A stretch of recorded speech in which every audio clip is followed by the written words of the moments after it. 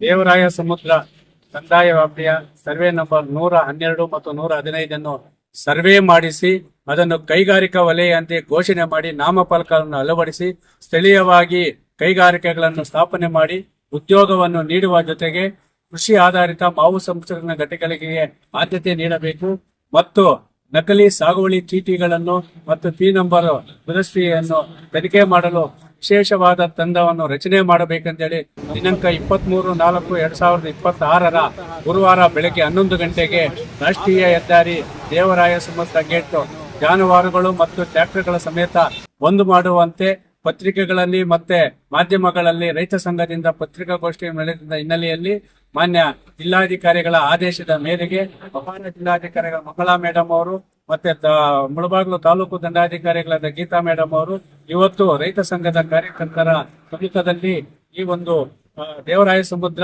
ಕಂದಾಯ ವ್ಯಾಪ್ತಿಯ ಸರ್ವೆ 112 ಮತ್ತು 115ರಲ್ಲಿ ಸರ್ವೆ ಮಾಡಿಸುತ್ತೇವೆ.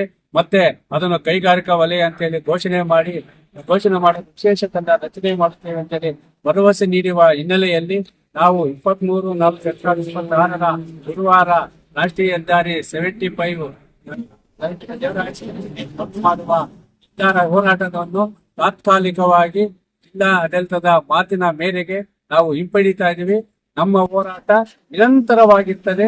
ಈ ಒಂದು ಕಂದಾಯ ವ್ಯಾಪ್ತಿಯ ಸರ್ಕಾರಿ ಜಮೀನನ್ನು ಉಳಿಸಲೇಬೇಕು, ಕೈಗಾರಿಕೆಗಳು ಸ್ಥಾಪನೆ ಮಾಡಲೇಬೇಕು, ಭೂಗಳ್ಳರ ವಿರುದ್ಧ ಕ್ರಿಮಿನಲ್ ಮೊಕದ್ದಮೆ ದಾಖಲು ಮಾಡಲೇಬೇಕು, ಅಕ್ರಮ ಸಾಗುವಳಿ ಮತ್ತು ಪಿ ನಂಬರ್ ದುರಸ್ತಿಯಲ್ಲಿ ನಡೆಯುತ್ತಿರುವ ಭ್ರಷ್ಟಾಚಾರವನ್ನು ತನಿಖೆ ಆಗಲೇಬೇಕು.